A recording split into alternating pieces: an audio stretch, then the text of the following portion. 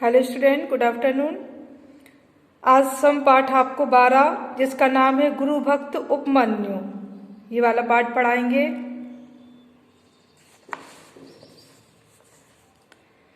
महर्षि आयुध धौम्य के आश्रम की गायों की देखभाल उपमन्यु तन मन से किया करता था। वह दिन में गायों को चराने के लिए वन में ले जाया करता था और संध्या समय उन्हें लेकर आश्रम में लौटा करता था। एक दिन गुरुजी ने उपमन्यु को प्रसन्न देखकर पूछा, वत्स उपमन्यु, हम तुझे खाने को तो कुछ नहीं देते, फिर तू इतना हष्ट पुष्ट कैसे है? उपमन्यु ने विनम्र स्वर में उत्तर दिया, गुरुदेव, मैं भिक्षा मांगकर अपने उदर की पूर्ति करता हूँ। उपमन्यु का उत्तर सुनकर गुरुजी बोले, वत्स, बिना गुरु को अर्पण किए भिक्षा भी ग्रहण करना पाप है, अतः जो भी भिक्षा मिले उसे पहले हमें अर्पण किया करो, हमारे देने के बाद ही उसे ग्रहण किया करो। बहुत अच्छा गुरुदेव, कहकर उपमन्यु ने गुरुजी की आज्ञा मान ली और नित्य भिक्षा लाकर गुरुजी को अर्पण करने लग गया। गुरुजी अपने प्रिय शिष्य उपमन्यु को परीक्षा की कसौटी पर कस रहे थे। उसे अग्नि में तपाकर कुंदन बना रहे थे, इसलिए वे उपमन्यु की लाई हुई भिक्षा को अपने पास रख लेते थे और उसे खाने के लिए कुछ भी नहीं देते थे। कुछ दिनों बाद गुरुजी ने उपमन्यु को वैसा ही हष्टपुष्ट देखकर पूछा, वत्स, आजकल उदर की पूर्ति कैसे करते हो?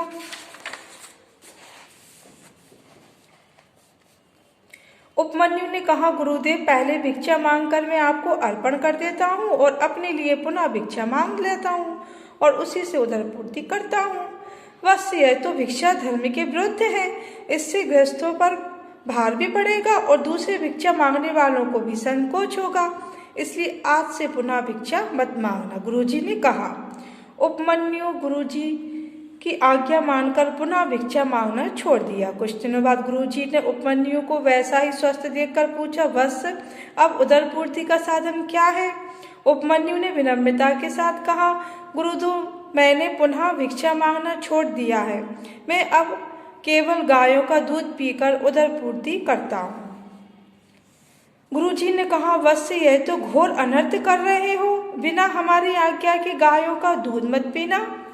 उपमन्यु ने उसी दिन गायों का दूध पीना भी छोड़ दिया। थोड़े दिनों बाद गुरुजी ने उपमन्यु की देह पहले जैसे ही स्वस्थ देखी तो पूछ बैठे, बस अब पुनः भिक्षा भी नहीं लाते और गायों का दूध पीना भी छोड़ दिया है, फिर भी तुम्हारी देह में कोई अंतर दिखाई नहीं पड़ता, इसका क्या कारण है?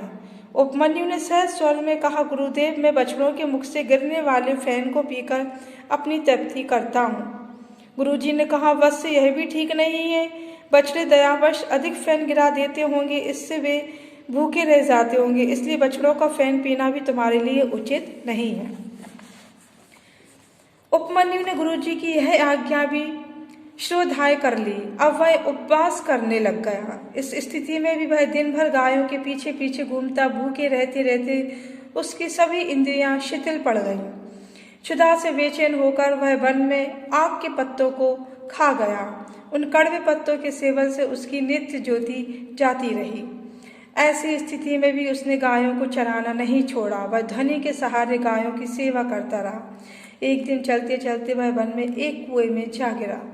उस दिन संध्या को जब सारी गायें आश्रम में लौट आईं और रात्रि में उपमन्यु वन से नहीं लौटा तो गुरुजी चिंतित हो उठे। वे कुछ शिष्यों को साथ लेकर उपमन्यु की खोज में निकले।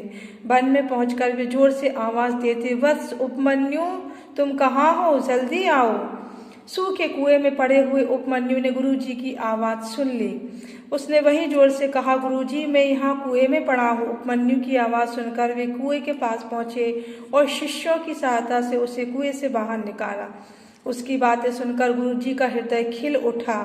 उन्होंने कहा, वत्स, अब ऋग्वेद की ऋचाओं में तुम देवताओं के वैद्य अश्वनी कुमारों की स्तुति करो, वे तुम्हें नित्य ज्योति प्रदान कर देंगे। उपमन्यु ने गुरुजी के कथनानुसार वैदिक ऋचाओं से अश्वनी कुमारों की स्तुति की। उससे प्रसन्न होकर अश्वनी कुमारों ने उपमन्यु को नित्य ज्योति प्रदान कर दी और उसे एक पुआ देकर कहा कि तुम इसे खा लो।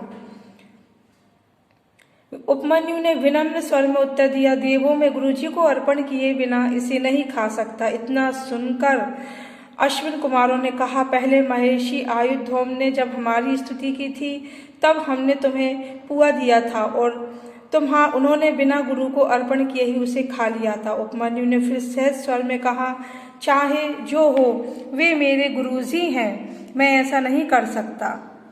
तब अश्विनी कुमारों ने उपमन्यु को सभी विधाओं से त्यागों से पूर्ण होने का आशीर्वाद दिया। गुरुजी ने भी उसे वक्ष स्थल से लगा लिया। तत्पश्चात गुरुजी ने आज्ञा पाकर उपमन्यु अपने घर लौट गया।